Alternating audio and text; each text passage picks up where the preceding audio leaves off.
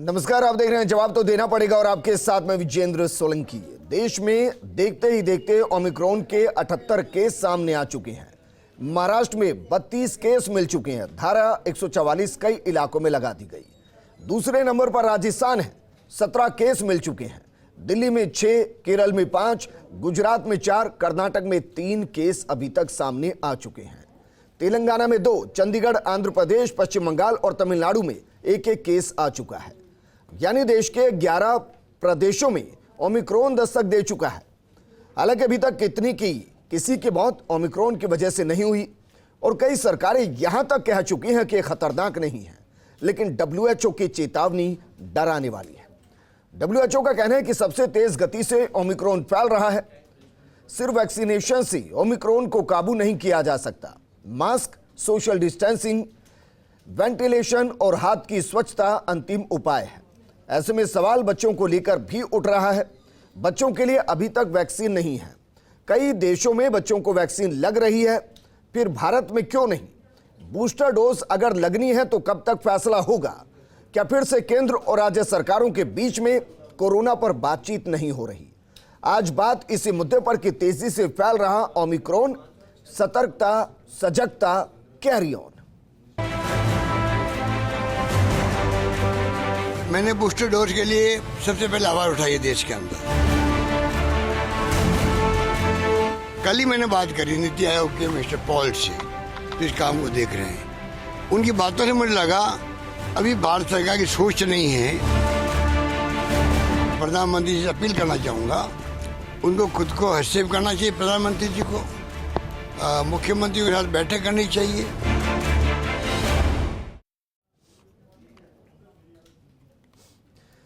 तो एक तरफ बूस्टर डोज की बात हो रही है, दूसरी तरफ लोग वैक्सीन की दूसरी डोज ही नहीं लगवा रहे हैं। 11 करोड़ के आसपास ऐसे लोग हैं जिन्होंने पहली डोज के बाद दूसरी डोज नहीं ली है।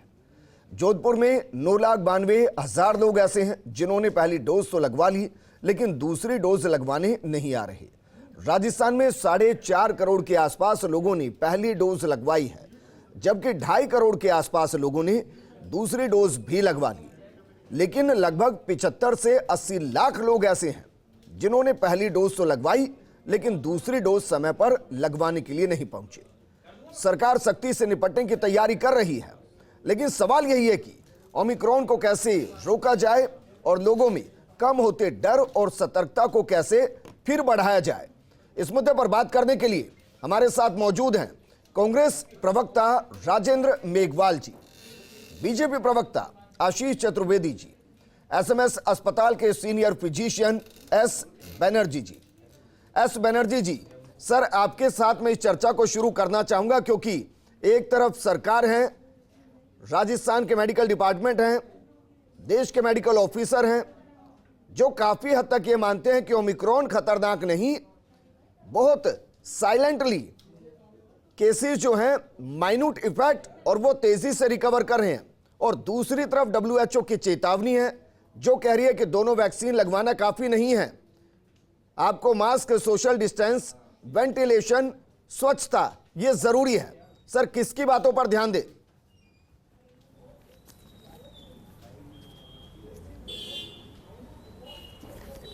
ऐसा है कि ओमिक्रॉन बहुत तेजी से फैलता है और अभी जो रिपोर्ट्स हैं उसमें सीरियस वाले इन्फेक्शंस जो हैं वो कम पाया गया, पर क्योंकि ये बहुत जल्दी फैल रहा है इसीलिए ओमिक्रॉन की चेतावनी WHO की वो हमें माननी चाहिए और उससे जो स्टैंडर्ड प्रोटोकॉल है इसकी सेफ्टी की वो तो बरकरार रखनी है। और रही बात वैक्सीनेशन की, पहले बताया जा रहा था कि ये कवर नहीं करती है, पर अब लग रहा है कि ये वैक्सीन कवर कर रही है।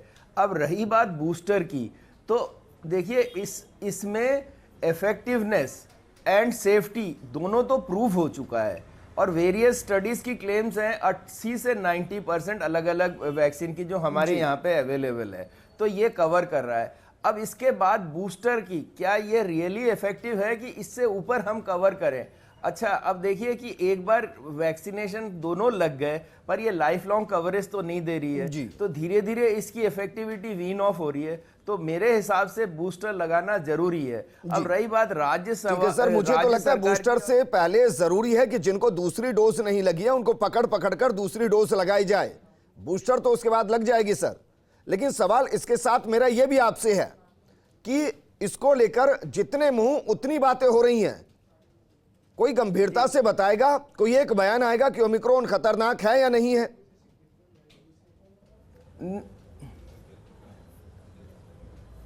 नहीं, खतरनाक है, बिल्कुल है।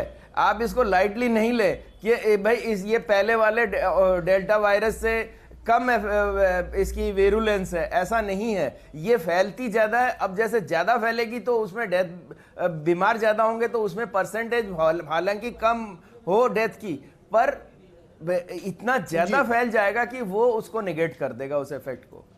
लेकिन कैसे फैल रहा है सर? क्योंकि मेरे पास बाकी मेहमान है, उनसे भी मुझे जोड़ना है। अपने को स्टैंडर्ड राजस्थान में पहले 4 केस आए, फिर 9 हुए, फिर 17 हुए। इन 17 में से 60% से ज्यादा रिकवर होकर घर जा चुके हैं।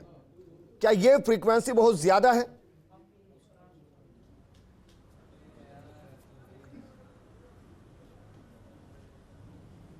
हेलो, हाँ जी, तो ये फ्रीक्वेंसी तो जैसे बता रहे हैं कि इसमें क्या कहते हैं, विरुलेंस ज्यादा नहीं है, पर ऐसा है कि अगर बहुत ज्यादा इन्फेक्ट हो गए तो इनमें फिर फैटेलिटी भी ज्यादा हो जाएगी, क्योंकि जो रेशियो है फैटेलिटी की वो कम है। पर अगर प्राइमरीली इन्फेक्टेड ज्यादा होंगे तो फैटेलिटी तो बढ़ेगी। तो हो सकता है कि ये ज्यादा। राजेंद्र मेघवाल जी, सर या तो ये गंभीर है मामला या बिल्कुल गंभीर नहीं है। मैं इसलिए कह रहा हूं क्योंकि कांग्रेस के नेता यहां तक बयान दे चुके हैं कि ये वायरस तो पुराने वायरस को खत्म करने के लिए आ रहा है। चिकित्सा मंत्री खुद बोल चुके हैं कि वायरस गंभीर नहीं है। ऐसे में बूस्टर डोज लेना, ऐसे में बच्चों के लिए वैक्सीन की डिमांड करना, ऐसे में यह कहना कि इसको लेकर सतर्क रहने की जरूरत है, क्या कंफ्यूजन पैदा नहीं करता? अगर यह सब होना है तो चिकित्सा मंत्री के थ्रू बयान आए। वीरेंद्र जी, बिल्कुल भी माननीय मुख्यमंत्री जी ने, आपको याद हो 23 नवंबर को सोशल मीडिया के माध्यम से जब ओमिक्रॉन की एंट्री देश में हुई, तब माननीय मुख्यमंत्री जी ने पीएम साहब को कहा कि भाई ये वायरस इस तरीके का आ रहा है और इस वायरस को जिस तरीके से हवाई अड्डों पे ही ट्रेस करके, ट्रैक करके ट्रीट किया जाना चाहिए, तो उसमें राज्यों के साथ में कोऑर्डिनेशन होना चाहिए था। वो कोऑर्डिनेशन नहीं हुआ। उसके बावजूद फिर माननीय मुख्यमंत्री जी ने 28 को चिट्ठी लिखी प्रधानमंत्री जी को, और चिट्ठी का भी कोई जवाब नहीं आया। ये बहुत दुर्भाग्य की बात है। लेकिन इसके साथ ये कहना बहुत जरूरी है, देश की 18 से कम वर्ष की जो आबादी है वो करीबन 30 करोड़ के आसपास आबादी है। जो बच्चे स्कूलों में जा रहे हैं, चाहे कॉलेजेस में जा रहे हैं, उन बच्चों के वैक्सीनेशन का अभी तक केंद्र सरकार ने कोई फैसला नहीं लिया है। तो ये अपने आप में एक बहुत गंभीर मसला है, क्योंकि आपको जैसा मालूम है अखबारों के थ्रू और सोशल मीडिया के माध्यम से या इलेक्ट्रॉनिक मीडिया के माध्यम से पता चला कि जाइकोव डी जो कि वैक्सीन है उसकी तीसरी ट्रायल भी हो चुकी है। तो सरकार को जल्दी से जल्दी जो 30 करोड़ की बड़ी आबादी है उसका वैक्सीनेशन की परमिशन देनी चाहिए। चूंकि जनवरी के महीने में हमारे हेल्थ वॉरियर्स या जो कोरोना हेल्थ वर्कर्स है, फ्रंटलाइन वॉरियर्स है, उनकी वैक्सीनेशन हुई थी, तो उस बात को करीबन 11 महीने हो चुके हैं, तो वो जो एंटीबॉडीज है वो कम हो गई हैं। तो माननीय मुख्यमंत्री जी ने सरकार से जवाब भी देंगे कि जो 70 से 80 लाख राजस्थान में ऐसे जिन्होंने पहली डोज लगवाई, दूसरी नहीं लगवाई, विजेंद्र जी ये क्या करेंगे? ये कंसर्न की बात है। फिर भी मैं आपको बताना चाहता हूं, राजस्थान में करीबन 7 करोड़ 54 लाख टोटल वैक्सीनेशन हो चुका है, जिसमें 4 करोड़ 49 के करीब तो आपका ये है अपना पहला डोज, और दूसरा 3 करोड़ और 5 लाख के आसपास दोनों डोज लग चुके हैं। तो राजस्थान आबादी के हिसाब से ठीक ठाक लगा चुका है। और अभी आपने आज देखा होगा कि माननीय स्वास्थ्य मंत्री जी ने कहा कि हम 31 दिसंबर तक पूरा का पूरा 100% वैक्सीनेशन का आंकड़ा अचीव कर लेंगे। मैं आपके चैनल के माध्यम से माननीय स्वास्थ्य मंत्री जी के इस बयान को आपको इंगित करना चाहता हूं, और ये पूरी तरीके से राजस्थान सरकार सतर्क है। और ओमिक्रॉन के जो मामले है सर जी 16 दिसंबर है, 15 दिन का समय देख लीजिएगा। राजस्थान के अंदर बिल्कुल आप देखेंगे कि वैक्सीनेशन हम पूरा अचीव कर लेंगे। 70 से 80 लाख तो वही है जिनको दूसरी डोज नहीं लगी। बिल्कुल। और जो ओमिक्रॉन के जो केसेस हैं वो भी आपने देखा होगा कि उनको क्वारंटीन करके RUHS के अंदर उनका ट्रीटमेंट हुआ, और 14 लोग वापस नेगेटिव हो चुके हैं, उनके कोई सिम्टम्स नहीं है, और उनके जो भी जीनोम सीक्वेंसिंग के लिए भी उनके सैंपल दिए जा चुके हैं। तो राजस्थान पूरी तरीके से स्वास्थ्य क्षेत्र के अंदर वही तो मैं जानना चाह रहा हूं, या तो ओमिक्रॉन गंभीर है तो गंभीरता बढ़ती, नहीं गंभीरता, क्योंकि चिकित्सा मंत्री कह रहे हैं कि गंभीर नहीं है। डरने की जरूरत नहीं। नहीं, एक मंत्री कह रहे हैं पुराने वायरस को खाने के लिए आए, खत्म करने के लिए विजेंद्र आए। जी देखिए, स्वास्थ्य विभाग के लोग हैं वो ऐसे इस व्यवस्था का भी ध्यान रखते हैं कि जनता के अंदर पैनिक ना मचे। ट्रीटमेंट के स्तर पे सारी व्यवस्थाएं चल रही है। आरयूएचएस पूरी तरीके से इन जो भी पेशेंट्स डर आए तो होना चाहिए सर। ओमिक्रॉन के जो पेशेंट्स आए मामला गंभीर है तभी तो सब मास्क लगाएंगे। उनका समय पे इलाज हुआ और सरकार ने पूरी तरीके से व्यवस्थाएं कर रखी है और कोई तरीके का कंफ्यूजन नहीं है। सरकार आशीष चतुर्वेदी जी, सर सिर्फ ये कह देने से कि ओमिक्रॉन के खिलाफ हम सतर्क हैं, लगातार गाइडलाइन जारी कर रहे हैं, क्या इससे काम चल जाएगा? 30 से ज्यादा देश ऐसे हैं जहां बच्चों को वैक्सीन लग रही है, 12 से 18 साल के बच्चों को वैक्सीन लग रही है, इससे नीचे के बच्चों को भी वैक्सीन के ट्रायल के अंदर लाया गया है। हिंदुस्तान जो वैक्सीन के क्षेत्र में पायनियर रहा, जिसने दूसरे देशों को वैक्सीन दी, वो अपने बच्चों को वैक्सीन नहीं दे पा रहा, आखिर क्यों? देखिए विजेंद्र जी, जब पिछले साल 16 जनवरी से वैक्सीन लगना प्रारंभ हुआ था और जब हमने सबसे पहले हेल्थ वॉरियर्स को वैक्सीन दी थी, तब इसकी गति को लेकर के बहुत सारे डाउट क्रिएट किए गए और ये कहा गया कि अगर इस गति से हम वैक्सीन लगाएंगे तो 10 साल लग जाएंगे। आप देखिए आज की तारीख में भारत के अंदर 135 करोड़ से ज़्यादा वैक्सीन की डोजेज लग चुकी हैं और भारत जैसे देश के लिए एक बहुत असाधारण सी उपलब्धि है। अगर हम अपने आसपास देशों की तुलना करें या अफ्रीका के देशों की तुलना करें तो भारत ने जहाँ पे 40% लोगों को फुली वैक्सीनेट करा है, पॉपुलेशन का 40% फुली वैक्सीनेट किया है। 18 से 20 करोड़ लोगों की जो बच्चे हैं उनको वैक्सीन लगेगी नहीं लगेगी? देखिए विजेंद्र जी, अभी 4-5 दिन पहले हेल्थ मिनिस्ट्री की एक प्रेस कॉन्फ्रेंस हुई है और उसमें उन्होंने दोनों चीज़ों को लेकर के कहा है कि जहाँ तक 18 से बिलो वाले बच्चे हैं उनको लेकर के लिए और जो हमको बूस्टर डोज देनी है उसको लेकर के लिए भी जो हेल्थ मिनिस्ट्री है वो सारी पॉसिबिलिटीज़ को एग्जामिन कर रही है। आईसीएमआर भी इस पर स्टडी कर रहा है। देखिए मुझे ऐसा लगता है कि ये थोड़ा टेक्निकल विषय है कि हमको और एक्स्ट्रा इम्यूनिटी चाहिए या नहीं चाहिए। नहीं, आप ये कह रहे हैं कि ये पॉलिटिकल विषय नहीं है, ये पॉलिटिकल। देखिए भारत, देखिए विजेंद्र जी, मैं बात कहना चाहता हूँ, भारत प्रशासनिक नहीं, भारत इतना, देखिए जो हमने 135 करोड़ जो डोजेज लगाई हैं उससे हमने देश की क्षमता को तो साबित कर दिया है। तो अगर ये फैसला लिया जाता है हेल्थ एक्सपर्ट्स के द्वारा कि हमको इनकी जो है डोजेज लगानी, तो देखिए डोजेज तो पर्याप्त पड़ी। आप देखिए फैसला लिया जाएगा सर, सवाल तो यही है। फैसला, देखिए फैसला लेने के लिए क्या होता है कि इसमें बहुत सारे ट्रायल्स होते हैं कि आपकी जो जिन लोगों को लग चुकी है फुली डोज, उनका जो इम्यूनिटी लेवल है वो कितना % रिड्यूस हुआ है। देखिए मुझे लगता है कि ये राजनीतिक कारणों से निर्णय नहीं लिए जाएंगे, लेकिन देश ने अपनी क्षमता जरूर साबित कर दी कि अगर ये डिसीजन ले लिया जाएगा तो भारत के पास वैक्सीन की उपलब्धता भी है, वैक्सीन लगाने का एक मैकेनिज्म भी है। आप देखिए आशीष जी, कई देश ऐसे हैं जहां बच्चों का वैक्सीनेशन भी पूरा होने के कगार पर है, ऐसे भी देश हैं।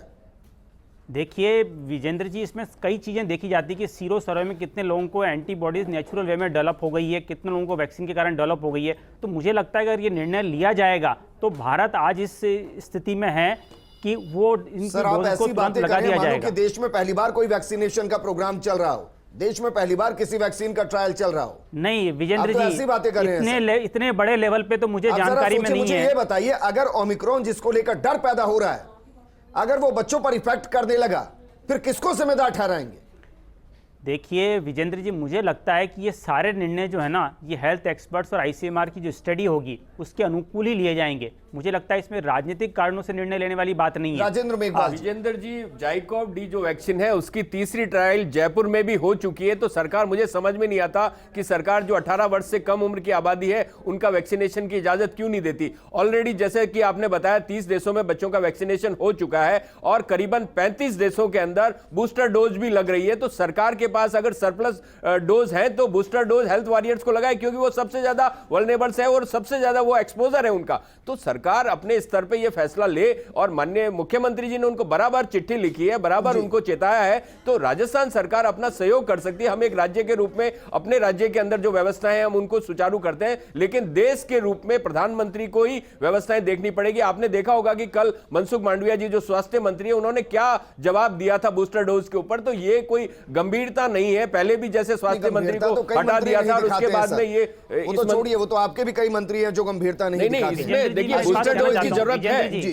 विजेंद्र जी, देखिए जहां तक बात आप कर रहे थे तो डोजेस तो ऑलरेडी सरप्लस में अवेलेबल है। सारे स्टेट्स के पास देखें तो 20 करोड़ डोजेज स्टेट्स के पास पड़ी हुई है। इवन राजस्थान के पास 50 लाख से ज़्यादा डोजेज अवेलेबल हैं। तो डोजेस की कोई कमी नहीं है। हमने वो जो स्थिति थी जहाँ पे डोज की कमी रहती थी, उस स्थिति से तो भारत बहुत आगे निकल चुका है। नहीं, हम तो बात ये कर रहे हैं कि बूस्टर डोज लगनी है तो लगा दीजिए। बच्चों को वैक्सीन लगेगी या नहीं लगेगी बता दीजिए। इन दोनों सवालों के जवाब आपके पास है तो जरूर दीजिए। देखिए विजेंद्र जी, अभी ईश्वर की कृपा है और हमने इस तरह से मैकेनिज्म बना दिया कि भारत आज बहुत संभली हुई स्थिति में है। अब आप राजस्थान की बात कर रहे थे, ओमिक्रॉन की बात कर रहे थे। आप देखिए राजस्थान के अंदर जो है, राजस्थान एकमात्र ऐसा स्टेट है जिसने ओमिक्रॉन के बाद से कोई नई गाइडलाइन जारी नहीं की है। आप देखिए महाराष्ट्र ने गाइडलाइन जारी कर दी है, कर्नाटक ने गाइडलाइन जारी कर दी, केरला ने कर दी। राजस्थान में इन्होंने कोई नई गाइडलाइन ओमिक्रॉन के बाद जारी नहीं की है। आप देखिए 400 लोग नहीं। राजेंद्र जी एक मिनट से वायरस आया है। राजेंद्र जी पहली बार जब देश में कोरोना फैला तब भी हवाई अड्डों के राजेंद्र जी बाकी स्टेट से क्यों जारी करिए? फिर महाराष्ट्र ने 144 क्यों लगाया है? गृह मंत्रालय जो है राजेंद्र जी, महाराष्ट्र ने 144 लगा दिया है। आपके 400 लोग जो विदेशों से गृह मंत्रालय की क्या भूमिका है? केंद्रीय स्वास्थ्य मंत्रालय की क्या भूमिका है? राज्यों को जो निर्देश देते राज्य पालन करते हैं उसका, इसमें कोई दो राय नहीं है। आप इस चीज को मत कहिए कि राजस्थान ने जो 14 पेशेंट आए ओमिक्रॉन के सारे ट्रीट होके ठीक हो गए। डॉक्टर्स ने ये बताया विदेशों से आए वो अनट्रेसेबल हैं। ट्रेसेबल है तो उनको आप देखिए वो कहां से आए, साउथ अफ्रीका से आए, बोत्सवाना से आए, गुजरात और दिल्ली हो गए, तो उनको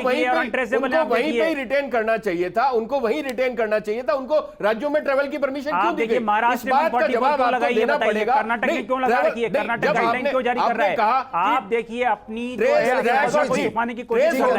होने के बाद में पेशेंट को कैसे आने देंगे भैया आप?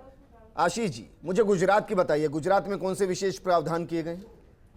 देखिए विजेंद्र जी मैं अभी आपकी रिपोर्ट सुन रहा था जी कि आपने बताया कि देश के अंदर 78 केसेस ओमिक्रॉन के आए हैं, जिसमें महाराष्ट्र में सर्वाधिक हैं, दूसरे नंबर पे राजस्थान है। तो मुझे लगता है हमारे जो निर्णय होने चाहिए वो उसी आधार पे होने चाहिए कि राजस्थान में ओमिक्रॉन का प्रवेश हो चुका है और पूरे देश लेकिन में जो 17 केस आए उनमें से 14 तो वापस घर चले गए हैं। आप देखिए राजस्थान में किसी को आईसीयू की जरूरत नहीं पड़ी है। विजेंद्र जी किसी को वेंटिलेटर की जरूरत नहीं पड़ी है। ये स्थिति पूरे देश में है। आप देखिए पूरे देश में ये स्थिति है। डॉक्टर साहब भी अभी कह रहे थे और जिस हिसाब से रिपोर्ट आ रही है उस हिसाब से ये कि ओमिक्रॉन चूंकि ये मतलब फैलता तो बड़ी शीघ्रता से, लेकिन इसकी घातकता उतनी नहीं है। तो ये तो एक फैक्ट है, लेकिन फिर भी हमको कोई ना कोई गाइडलाइन तो जारी करनी चाहिए थी ना। आप देखिए एस बनर्जी जी, सर 2 सवाल आपसे हैं। पहला तो ये कि राजस्थान के परिप्रेक्ष्य में 17 केस आए, 14 सही होकर घर चले गए हैं। आपको लग रहा है विशेष गाइडलाइन की राजस्थान में वर्तमान स्थिति में कोई जरूरत है? पहला सवाल। और दूसरा सवाल, अगर वाकई में इतनी तेजी से ओमिक्रॉन फैल रहा है या फैल सकता है तो बच्चों पर कितना खतरा हो सकता है जिनको अभी तक वैक्सीन लगी ही नहीं है?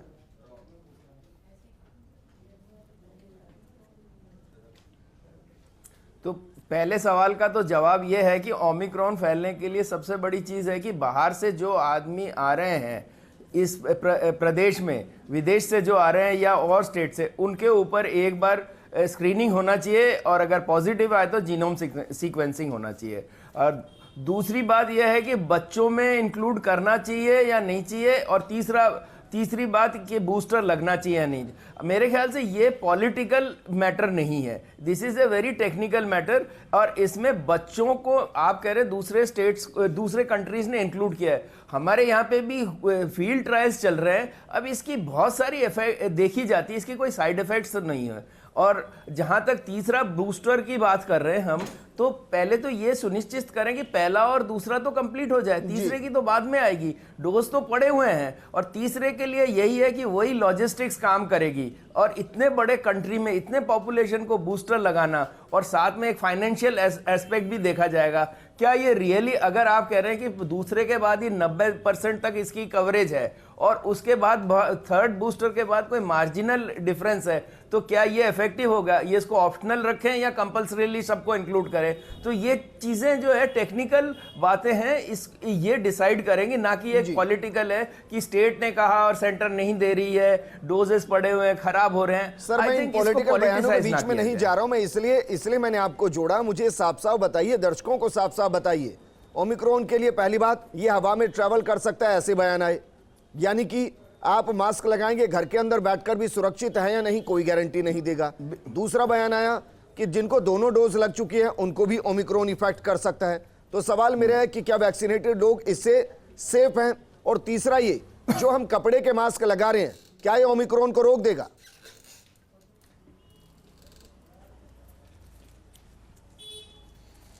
घर के अंदर पहले तो ये था कि ये ड्रॉपलेट इन्फेक्शन था, फिर इसको कहा गया एयरबॉर्न इन्फेक्शन है।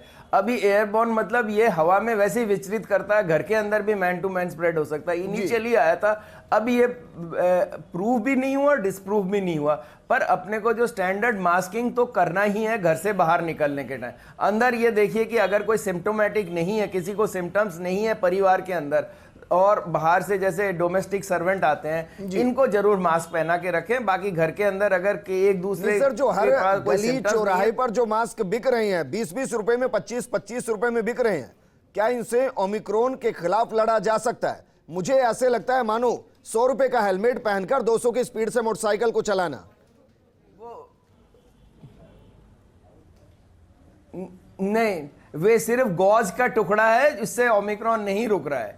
N95 या अच्छे वाले जो मास्क, क्लॉथ के मास्क हैं, जो सर्जिकल मास्क हैं, वो काम में लेना चाहिए। ये कार्रवाई नहीं होनी चाहिए लोगों के खिलाफ, दिख रहा है, इससे कवर नहीं इनको होगा। रोकना नहीं चाहिए राज्य सरकार को।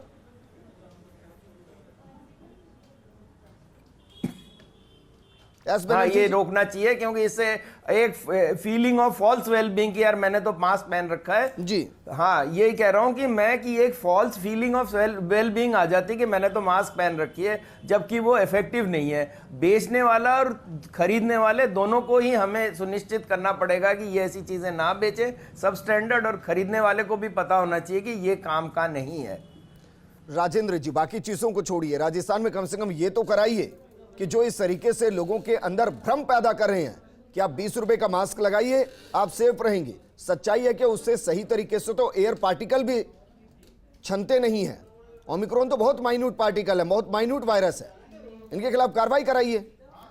निश्चित रूप से सरकार पूरी तरीके से मतलब जनजागरण भी कर रही है और लोगों को कह रही है कि भाई आप मास्क लगाएं और सोशल डिस्टेंसिंग का भी पालन करें, सैनिटाइजर का उपयोग करें, और जहां पर भी भीड़ भाड़ की जगहों पर ना जाएं। तो ये लगातार सरकार अपने स्तर पर कर रही है, और चिकित्सा विभाग पूरी तरीके से सतर्क है, चाहे मतलब जांचें करने की बात हो, चाहे उनका इलाज करने की बात हो। मैं ये कह रहा हूँ जो 20-20 रुपए के मास्क मिल रहे हैं, ये तो सिर्फ दिल को दिलासा देने वाली बात है, होना जाना इनसे कुछ नहीं है। आत्मसंतुष्टि मिलती है कि हमने मास्क लगा रखा है, ये कौन सी जागरूकता है? नहीं, इसमें ये जो मास्क है, ये जैसा डॉक्टर साहब ने बताया कि भाई N95 और सर्जिकल मास्क ही लगाना चाहिए, तो ये व्यवस्था बिल्कुल की गई है, और व्यवस्थाएं सभी जगह पे राजस्थान में मास्क की उपलब्धता पूरी तरीके से है। एक लाइन में मुझे प्रोग्राम क्लोज करना है। देखिए विजेंद्र जी, अभी राजेंद्र जी जन जागरण की बात कर रहे थे, जन जागरण बहुत हो चुका। मुझे बताइए, आप राजस्थान में आपने कितने लोगों पर फाइन लगाया है? मुंबई सिटी की अगर मैं बात करूं, मुंबई सिटी के अंदर 78 करोड़ रुपए वहां की सरकार लोगों से ले चुकी है फाइन को उदाहरण है लेकर जो गुजरात से जुड़ता हो, हरियाणा से जुड़ता हो, मध्य प्रदेश से जुड़ता हो? देखिए, मैंने एक आंकड़ा आपको दिया है मुंबई सिटी का, विजेंद्र जी, 78 करोड़ रुपए मुंबई सिटी में। राजस्थान में राजेंद्र जी बताएं कि कितना इन्होंने कलेक्शन किया है। घेरते हैं बीजेपी की क्या उपलब्धि है मुंबई में कुछ हो रहा है तो? नहीं, बात उपलब्ध है कि यहाँ फिर आप राजनीतिक कारणों से अगर निर्णय करेंगे तो फिर आप कुछ भी हासिल नहीं कर पाएंगे विजेंद्र जी। मुझे लगता है अगर हमको ओमिक्रॉन से या कोविड-19 से लड़ाई लड़नी है तो हमको राजनीतिक आधार पर निर्णय नहीं लेने होंगे। हमारे साथ जुड़ने के लिए राजेंद्र जी आपका भी शुक्रिया। एस बनर्जी जी आपका बहुत शुक्रिया, आपने काफी कंफ्यूजन को दूर किया है। आगे बढ़ते हैं, वैभव गहलोत का